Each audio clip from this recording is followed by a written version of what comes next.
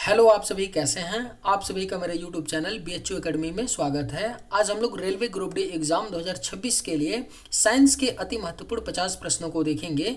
आज हमारा railway group D exam के लिए क्लास नंबर 2 है। अगर आप लोग क्लास 1 नहीं देखे होंगे तो जा करके ज़रूर देखिएगा, क्योंकि यह क्लास आपकी स्पेशल रूप से रेलवे ग्रुप डी एग्ज़ाम 2026 के लिए चल रही है। अगर आप सभी को आज का वीडियो थोड़ा सा भी पसंद आएगा तो एक लाइक ज़रूर कीजिएगा और चैनल पर नए होंगे तो सब्सक्राइब भी कर लीजिएगा। चलिए बिना देर किए आज के वीडियो को शुरू करते हैं। रेलवे ट्रैक पर दो पटरियों के बीच थोड़ा सा गैप क्यों छोड़ा जाता है? सही आंसर क्या होगा? तो जो रेलवे ट्रैक होता है वहां पर दो पटरियों के बीच थोड़ा सा गैप छोड़ा जाता है। ऐसा इसलिए क्योंकि गर्मियों में ऊष्मीय प्रसार थर्मल एक्सपेंशन के कारण पटरी को विकृत होने से बचाने के लिए, याद रखिएगा, रेलवे ट्रैक पर दो पटरियों के बीच जो गैप छोड़ा जाता है यह गर्मियों में जो ऊष्मीय प्रसार होता है, थर्मल एक्सपेंशन होता है, इसके कारण पटरी विकृत न हो, इसके लिए दो पटरियों के बीच थोड़ा सा गैप छोड़ा जाता है। चलती हुई ट्रेन के अचानक रुकने पर उसमें बैठे यात्री आगे की ओर झुक जाते हैं। यह न्यूटन के किस नियम के कारण होता है? न्यूटन ने 3 नियम दिए हैं, जिसमें से जो न्यूटन का पहला नियम है गति का प्रथम नियम, जिसे गति का जड़त्व भी कहते हैं, जड़त्व का भी नियम कहते हैं। चलती हुई ट्रेन में अचानक रुकने पर उसमें बैठे जो यात्री होते हैं आगे झुकते हैं। ऐसा क्यों होता है? तो न्यूटन के गति के प्रथम नियम के कारण। पटरियों के मोड़ रेलवे कप्स पर बाहरी पटरी को भीतरी पटरी से थोड़ा ऊपर उठाया जाता है। ऐसा क्यों किया जाता है? जहां पर भी पटरियों में मोड़ होता है वहां पर जो बाहर की पटरी होती है ना, वह भीतर की पटरी से थोड़ा सा ऊपर उठा होता है। ऐसा क्यों किया जाता है? आवश्यक अभिकेंद्रीय बल, सेंट्रीपिटल फोर्स प्रदान करने के लिए। आपको याद रखना है, आवश्यक अभिकेंद्रीय बल प्रदान करने के लिए जो है पटरियों के जो मोड़ होते हैं वहां पर जो बाहर की पटरी होती है भीतरी पटरी से थोड़ा सा ऊपर उठाया जाता है। विद्युत सब स्टेशनों में लगे ट्रांसफार्मर का मुख्य कार्य क्या होता है? महत्वपूर्ण प्रश्न है। जो विद्युत के सब स्टेशन होते हैं वहां पर आप लोग देखे होंगे बड़े बड़े ट्रांसफार्मर्स होते हैं। इनका मुख्य काम क्या होता है? तो एसी जो वोल्टेज होता है उसको बढ़ाना या घटाना होता है, यानी स्टेप अप या स्टेप डाउन का काम होता है। जो विद्युत सब स्टेशन होते हैं वहां पर जो लगे ट्रांसफार्मर होते हैं इनका काम होता है एसी वोल्टेज को बढ़ाना या घटाना। वाहनों या इंजनों में प्रयुक्त होने वाला फ्यूज तार की क्या विशेषता होनी चाहिए? जो वाहन होते हैं या इंजन होते हैं इनमें जो प्रयुक्त होता है फ्यूज तार, उसकी जो प्रमुख विशेषता होनी चाहिए वह क्या होना चाहिए? तो उच्च प्रतिरोध होना चाहिए और निम्न गलनांक। क्या होना चाहिए? उच्च प्रतिरोध और निम्न गलनांक होना चाहिए। रेलवे इंजनों में हाइड्रोलिक ब्रेक किस सिद्धांत पर कार्य करता है? बेहद ही महत्वपूर्ण प्रश्न है। जो रेलवे के इंजन होते हैं इसमें जो हाइड्रोलिक ब्रेक होता है वह कौन से सिद्धांत पर कार्य करता है? तो पास्कल के नियम के सिद्धांत पर। Option B will be right answer. जो रेलवे इंजन में हाइड्रोलिक ब्रेक होता है वह पास्कल नियम के सिद्धांत पर कार्य करते हैं। सोनार तकनीकी में किस प्रकार की तरंगों का उपयोग किया जाता है? राइट आंसर क्या होगा? तो जो सोनार तकनीकी होता है इसमें कौन से तरंग का उपयोग किया जाता है? तो अल्ट्रासोनिक तरंग, जिसको पराश्रव्य तरंगे भी बोलते हैं, अल्ट्रासोनिक तरंगों का प्रयोग किया जाता है सोनार तकनीकी में। प्रतिध्वनि स्पष्ट रूप से सुनने के लिए परावर्तक सतह और श्रोता के बीच न्यूनतम दूरी कितनी होनी चाहिए? जब हम कई बार बोलते हैं कहीं पर तो हमारी जो आवाज है रिटर्न आती है ना, ऐसा होने के लिए प्रतिध्वनि को स्पष्ट रूप से सुनाई देने के लिए बोलने वाले व्यक्ति और जहां से ध्वनि टकरा करके आती है उसके बीच न्यूनतम जो दूरी होनी चाहिए वह 17.2 मीटर की होनी चाहिए। पूछा गया क्वेश्चन है कि प्रतिध्वनि स्पष्ट रूप से सुनने के लिए परावर्तक सतह और श्रोता के बीच न्यूनतम दूरी कितनी होनी चाहिए? तो 17.2 मीटर का। सूर्य की रोशनी में रखे जाने पर प्राथमिक रंग लाल, हरा, नीला मिलकर कैसा रंग बनाते हैं? अगर सूर्य की रोशनी में जो प्राथमिक रंग होते हैं, प्राथमिक रंग 3 होता है, लाल, हरा और नीला। इनको अगर तीनों को सूर्य की रोशनी में रखा जाता है तो ये कौन सा रंग मिलकर बनाते हैं? तो सफेद रंग मिलकर बनाते हैं। याद रखिएगा, सूर्य की रोशनी में प्राथमिक रंग लाल, हरा, नीला मिलकर सफेद रंग बनाते हैं। एक जेट इंजन किस सिद्धांत पर कार्य करता है? अगर आप लोगों को आज का वीडियो थोड़ा सा भी पसंद आएगा तो एक लाइक जरूर कीजिएगा, और अगर आप लोग इस चैनल पर नए होंगे तो सब्सक्राइब भी कर लीजिएगा ताकि इसी प्रकार का वीडियो सबसे पहले आप तक पहुंचता रहे। एक जेट इंजन किस सिद्धांत पर कार्य करता है? तो रेखीय संवेग संरक्षण, कंजर्वेशन ऑफ लीनियर मोमेंटम के सिद्धांत पर जो है एक जेट इंजन कार्य करता है। भू स्थिर उपग्रह जियो स्टेशनरी सैटेलाइट का जो आवर्त काल होता है, ऑर्बिटल पीरियड होता है, वो कितना होता है? तो याद रखना है, भू स्थिर जो उपग्रह होता है इसका जो आवर्त काल होता है वह 24 घंटे होता है। कितना होता है? तो 24 घंटे होता है भू स्थिर उपग्रह का आवर्त काल। किसी चालक का प्रतिरोध उसकी लंबाई और अनुप्रस्थ काट के क्षेत्रफल पर किस प्रकार निर्भर करता है? तो किसी भी चालक का जो प्रतिरोध होता है वह आपका लंबाई के समानुपाती होता है और क्षेत्रफल के व्युत्क्रमानुपाती। कितना? याद रखिएगा, किसी चालक का जो प्रतिरोध होता है, रेसिस्टेंस होता है, वह क्या होता है? तो उसकी लंबाई का समानुपाती होता है और अनुप्रस्थ काट के क्षेत्रफल का क्या होता है? व्युत्क्रमानुपाती। हर्ट्ज किसका एसआई मात्रक है? जो हर्ट्ज होता है वह एसआई मात्रक किसका होता है? तो आवृत्ति का, यानी फ्रीक्वेंसी का। हर्ट्ज क्या है? आवृत्ति का एसआई मात्रक है। एक आदर्श मीटर और एक आदर्श वोल्ट मीटर का प्रतिरोध क्रमशः कितना होना चाहिए? तो एक आदर्श जो मीटर होता है और एक आदर्श जो वोल्ट मीटर होता है, इनका जो प्रतिरोध होता है क्रमशः शून्य और अनंत होता है। यानी आदर्श मीटर का प्रतिरोध शून्य होना चाहिए और आदर्श वोल्ट मीटर का जो प्रतिरोध है वह अनंत होना चाहिए। जब कोई प्रकाश की किरण सघन माध्यम से विरल माध्यम में प्रवेश करती है तो क्या बदलाव आता है? जब कोई भी प्रकाश जो है सघन माध्यम से विरल माध्यम में प्रवेश करती है तो इसकी गति बढ़ती है और यह अविलंब से दूर हटती है। याद रखिएगा, जब कोई प्रकाश की किरण सघन माध्यम से विरल माध्यम में प्रवेश करती है तो इसकी गति बढ़ती है और यह अविलंब से दूर हटती है। आधुनिक आवर्त सारणी में हैलोजन को किस समूह में रखा गया है? जो हैलोजन है, आधुनिक आवर्त सारणी में जो हैलोजन है, इनको समूह 17 में रखा गया। किस में रखा गया है? समूह 17 में रखा गया है आधुनिक आवर्त सारणी में हैलोजन को। लोहे को जंग से बचाने के लिए उस पर जस्ते की परत चढ़ाने की प्रक्रिया को क्या कहते हैं? करेक्ट आंसर क्या होगा? तो लोहा होता है, इसे जंग से बचाने के लिए इसके ऊपर जस्ते की परत चढ़ाई जाती है, जिसे क्या बोलते हैं? गैल्वनाइजेशन बोलते हैं। क्या बोलते हैं? गैल्वनाइजेशन कहा जाता है। लोहे को जंग से बचाने के लिए उस पर जो जस्ते की परत चढ़ाने की प्रक्रिया होती है। अम्लीय वर्षा, एसिड रेन मुख्य रूप से किन गैसों के वायुमंडलीय प्रदूषण के कारण होता है? स्टार मार्क कर लीजिए, पूछा गया क्वेश्चन है और वेरी वेरी इंपॉर्टेंट है। जो एसिड रेन होता है, अम्लीय वर्षा होता है, यह मुख्य रूप से कौन से दो गैसों के वायुमंडलीय प्रदूषण के कारण होता है? तो SO2 और NO2। SO2 और NO2 जो गैसें हैं, इनके वायुमंडलीय प्रदूषण के कारण जो है अम्लीय वर्षा होता है। धोने के सोडे, वॉशिंग सोडा का सही रासायनिक सूत्र क्या है?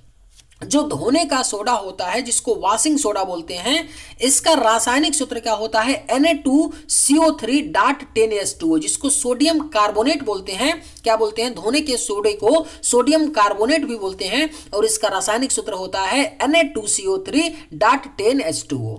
आधुनिक आवर्त सारणी के किस आवर्त पीरियड में केवल दो तत्व मौजूद हैं? जो आधुनिक मॉडर्न आवर्त सारणी है, इसके कौन से आवर्त में केवल दो तत्व मौजूद हैं? तो पहले आवर्त में। आधुनिक आवर्त सारणी के पहले आवर्त में केवल दो तत्व मौजूद हैं, हाइड्रोजन और हीलियम। जल की अस्थायी कठोरता, परमानेंट हार्डनेस को दूर करने के लिए किसका उपयोग किया जाता है? जो जल की कठोरता होती है ना, परमानेंट हार्डनेस होती है, इसको दूर करने के लिए सोडियम कार्बोनेट, जिसको वॉशिंग सोडा बोलते हैं, सोडियम कार्बोनेट का उपयोग किया जाता है जल की अस्थायी कठोरता को दूर करने के लिए। परमाणु क्रमांक, एटॉमिक नंबर हमेशा किसके बराबर होते हैं? जो परमाणु क्रमांक होता है, एटॉमिक नंबर, यह बराबर होता है प्रोटॉनों की संख्या के। किसके? तो प्रोटॉनों की संख्या के बराबर होता है परमाणु क्रमांक। सीसा संचायक बैटरी लिड एसिड बैटरी में किस अम्ल का प्रयोग किया जाता है? आप सबके घर में ये बैटरी होगा, जो इन्वर्टर वाली जो बैटरी होती है बड़ी सी, उसके अंदर जो एसिड भरी जाती है उसमें कौन सा अम्ल होता है? तो सल्फ्यूरिक अम्ल होता है। सल्फ्यूरिक अम्ल का रासायनिक सूत्र H2SO4 होता है। सीसा संचायक बैटरी में सल्फ्यूरिक अम्ल का उपयोग किया जाता है। वह एकमात्र अधातु नॉन मेटल कौन सा है? माफी चाहते हैं।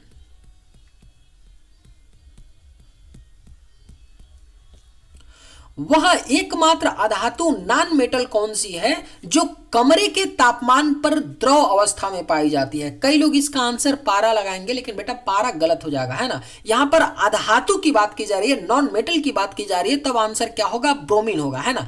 पारा आपका एक धातु होता है ना। पारा एक धातु है जो कमरे के तापमान पर, पारा भी क्या होता है? द्रव अवस्था में होता है, लेकिन यहां पर एक अधातु पूछा जा रहा है, तो ब्रोमीन जो है एकमात्र ऐसा धातु है जो कमरे के तापमान पर द्रव अवस्था में पाई जाती है। चिप्स के पैकेट में ऑक्सीकरण रेंसिडिटी को रोकने के लिए कौन सी गैस भरी जाती है? जो चिप्स का पैकेट होता है वह फुला फुला होता है, आप लोग देखे होंगे, फुला होता है, ऐसा लगता है कि चिप्स पैकेट में बहुत ज्यादा है, लेकिन उसमें चिप्स से ज्यादा क्या होता है? गैस होती है। तो उसमें कौन सी गैस भरी जाती है ऑक्सीकरण को रोकने के लिए? तो नाइट्रोजन गैस को याद रखना है कि चिप्स के पैकेट में ऑक्सीकरण को रोकने के लिए नाइट्रोजन गैस भरी जाती है। दूध से दही बनना किस प्रकार का परिवर्तन है? तो दूध से जो दही बनता है ना, यह आपका एक रासायनिक परिवर्तन होता है। रासायनिक परिवर्तन है दूध से दही का बनना। आवर्त सारणी में बाएं से दाएं जाने पर परमाणु त्रिज्या एटॉमिक साइज पर क्या प्रभाव पड़ता है? जब आप आवर्त सारणी में लेफ्ट से राइट की तरफ जाते हैं तो जो परमाणु त्रिज्या है ये क्या होता है? घटती है। याद रखना है, आवर्त सारणी में बाएं से दाएं जाने पर परमाणु त्रिज्या जो है घटती है। निम्नलिखित में से कौन सी एक उत्कृष्ट गैस नहीं है? ऑप्शंस है हीलियम, नियान, आर्गन या हाइड्रोजन। इनमें से बताना है कि कौन सी एक उत्कृष्ट गैस यानी नोबेल गैस नहीं है। तो हाइड्रोजन, जो आपका हाइड्रोजन होता है वह एक उत्कृष्ट गैस नहीं है। बायोगैस और सीएनजी दोनों का मुख्य घटक यानी मेजर कंपोनेंट क्या है? बताना है कि जो बायोगैस होता है या सीएनजी होता है, इन दोनों का जो मुख्य घटक होता है ना, वह मीथेन होता है। क्या होता है? मीथेन यानी CH4। मीथेन जो है बायोगैस और सीएनजी दोनों का क्या है? मुख्य घटक है। प्लास्टर ऑफ पेरिस का रासायनिक सूत्र क्या है? जो प्लास्टर ऑफ पेरिस होता है यह जिप्सम से बनता है। किससे बनता है? जिप्सम से। याद रखना है, पूछ लेता है कि प्लास्टर ऑफ पेरिस किससे बनता है? तो जिप्सम से। और प्लास्टर ऑफ पेरिस का जो रासायनिक सूत्र होता है यह CaSO4 डॉट 1/2H2O होता है, यानी हाफ H2O होता है। CaSO4 डॉट हाफ H2O होता है प्लास्टर ऑफ पेरिस का रासायनिक सूत्र। चींटी के डंक में कौन सा अम्ल पाया जाता है जिसके कारण त्वचा पर तीव्र जलन होता है? जब चींटियां काटती हैं तो त्वचा पर तीव्र जलन होता है। कौन से अम्ल के कारण? तो फार्मिक अम्ल के कारण, जिसको मेथनोइक अम्ल भी बोलते हैं, है ना। कई बार क्या होगा कि ऑप्शन में फार्मिक अम्ल ना दे करके मेथनोइक अम्ल देगा, तो आपको यह भी याद रखना है कि फार्मिक अम्ल को ही मेथनोइक अम्ल बोलते हैं, जो चींटी के डंक में पाया जाता है। तो याद रखिएगा, चींटी के डंक में मेथनोइक अम्ल पाया जाता है यानी फार्मिक अम्ल पाया जाता है, जिसके कारण चींटी के काटने पर त्वचा पर तीव्र जलन होता है। किसी उदासीन विलयन न्यूट्रल सॉल्यूशन का जो पीएच मान होता है वो कितना होता है? तो कोई भी उदासीन विलयन होता है उसका जो पीएच मान होता है वह आपका 7 होता है। कितना होता है? तो किसी उदासीन विलयन का जो पीएच मान होता है वह आपका 7 होता है। सोने को घोलने के लिए प्रयुक्त अम्लराज एक्वारेजिया किन दो अम्लों का मिश्रण है? जो सोना होता है इसको घोलने के लिए अम्लराज का प्रयोग किया जाता है, और जो अम्लराज होता है दो अम्लों का मिश्रण होता है। किसका किसका? HCl और HNO3 का, यानी हाइड्रोक्लोराइड और नाइट्रिक अम्ल का मिश्रण होता है अम्लराज। जो सोने को घोलने के लिए प्रयोग होता है HCl और HNO3 का मिश्रण होता है। जंग का सही रासायनिक संयोजन क्या है? जो जंग होता है, रस्ट होता है, जो लोहे पर लगता है, इसका रासायनिक संयोजन क्या होता है? तो Fe2O3.10X X की जगह आपका 1 2 3 4 कुछ भी हो सकता है। जो जंग का सही रासायनिक संयोजन है क्या है? Fe2O3.XS2O। मानव शरीर में पसली रिब्स की कुल संख्या कितनी होती है? अगर आप लोगों को ये वीडियो पसंद आए तो एक लाइक जरूर कीजिएगा, और अगर आप लोग इस चैनल पे नए होंगे तो सब्सक्राइब भी कर लीजिएगा। मानव शरीर में जो पसली होती है, इसकी जो कुल संख्या होती है कितनी होती है? 24 होती है, और जोड़े में 12 होती है। यहाँ कुल पूछा गया है तो कुल 24 होता है, जोड़े में बात करें तो 12 होता है मानव शरीर में पसली की कुल संख्या। रक्त का थक्का बनाने के लिए आवश्यक प्रोथ्रोम्बिन का निर्माण यकृत में किस विटामिन की मदद से होता है? जो रक्त का थक्का बनाने में आवश्यक होता है वो क्या होता है? प्रोथ्रोम्बिन होता है। इसका निर्माण यकृत में होता है, और ये किस विटामिन की मदद से होता है? तो विटामिन के, महत्वपूर्ण प्रश्न है, विटामिन के की मदद से प्रोथ्रोम्बिन का निर्माण यकृत में होता है। इंसुलिन नामक हार्मोन मानव शरीर के किस ग्रंथि के लैंगरहैंस के द्वीप के द्वारा स्रावित होता है? तो जो इंसुलिन होता है, यह एक हार्मोन होता है जो आपका किससे? अग्नाशय यानी पेनक्रियाज के लैंगरहैंस के द्वीप के द्वारा स्रावित होता है। मोटा मोटी समझिए कि इंसुलिन नामक जो हार्मोन होता है वह अग्नाशय ग्रंथि के द्वारा क्या होता है? स्रावित होता है। मानव शरीर की सबसे छोटी हड्डी स्टेपिज शरीर में कहाँ पाई जाती है? तो मनुष्य की जो शरीर की सबसे छोटी हड्डी होती है उसका नाम स्टेपिज है, और ये कहाँ पर पाई जाती है? तो कान में। कान में पाई जाती है मानव शरीर की सबसे छोटी हड्डी स्टेपिज। पौधों में जल और खनिज लवणों का परिवहन किस ऊतक द्वारा होता है? जो पेड़ पौधे होते हैं इनमें जल और खनिज लवणों का जो परिवहन होता है वह जाइलम के द्वारा, किसके द्वारा होता है? तो जाइलम के द्वारा होता है। पेलाग्रा रोग किस विटामिन की कमी के कारण होता है? वेरी वेरी इंपॉर्टेंट क्वेश्चन है। जो पेलाग्रा होता है एक रोग है, यह आपका विटामिन B3 के कारण होता है। विटामिन B3 को नियासिन बोलते हैं, यानी नियासिन विटामिन B3 की कमी के कारण जो है पेलाग्रा होता है। मानव शरीर में रक्तचाप, ब्लड प्रेशर को नियंत्रित करने वाली ग्रंथि कौन सी है? तो मनुष्य के शरीर में जो ब्लड प्रेशर होता है, बीपी होता है, इसको नियंत्रित एड्रिनल ग्रंथि करती है। कौन सी करती है? एड्रिनल ग्रंथि। लार में कौन सा एंजाइम पाया जाता है जो स्टार्च को शर्करा में तोड़ता है? तो लार में आपका कौन सा एंजाइम है? टाइलिन या एमाइलेज। टाइलिन और एमाइलेज नामक जो है आपका एंजाइम लार में पाया जाता है, जो क्या करता है? स्टार्च को शर्करा में तोड़ता है। जीन शब्द का प्रतिपादन सर्वप्रथम किस वैज्ञानिक ने किया था? जो जीन आपका शब्द है ना, इसका जो प्रतिपादन किया था सबसे पहले वह जोहानसन नामक वैज्ञानिक ने। किसने किया था? तो जोहानसन नामक वैज्ञानिक ने जीन शब्द का प्रतिपादन सर्वप्रथम किया था। WBC जिसको श्वेत रक्त कोशिकाएं बोलते हैं, व्हाइट ब्लड सेल्स बोलते हैं, इसका मुख्य काम क्या होता है? जो WBC होता है ना, इसका मुख्य काम होता है शरीर को संक्रमण और रोगों से बचाना। क्या होता है? शरीर को संक्रमण और रोगों से बचाना होता है WBC का मुख्य काम। कोशिका के भीतर प्रोटीन संश्लेषण का कार्य कौन करता है? महत्वपूर्ण प्रश्न है। जो कोशिका होती हैं, कोशिकाएं होती हैं, इनके भीतर प्रोटीन सिंथेसिस, प्रोटीन संश्लेषण का जो काम करता है वो राइबोसोम करता है। कौन करता है? राइबोसोम जो है कोशिका के भीतर प्रोटीन संश्लेषण का कार्य करता है। BCG का टीका किस बीमारी से बचाव के लिए नवजात शिशु को लगाया जाता है? जो BCG का टीका होता है वह नवजात बच्चों को लगाया जाता है टीबी या क्षय रोग बीमारी से बचाव के लिए। किससे? टीबी बीमारी से बचाव के लिए नवजात शिशु को BCG का टीका लगाया जाता है।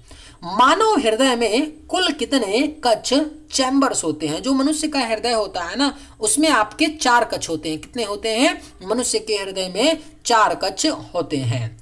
अनुवांशिकी की मूल भौतिक और क्रियात्मक इकाई क्या है?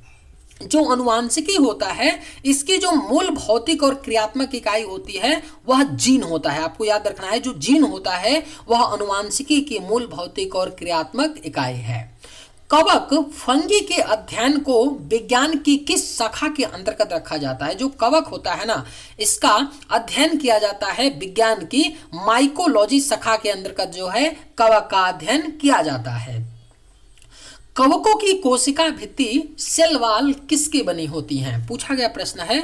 जो कवक होती हैं इनकी जो सेल वॉल होती है, कोशिका भित्ति होती है, यह काइटिन की बनी होती है। किसकी बनी होती है? तो काइटिन की बनी होती है। चलिए आज के वीडियो में बस इतना ही। अगर आप सभी को आज का वीडियो थोड़ा सा भी पसंद आएगा तो एक लाइक जरूर कीजिएगा। थैंक्स।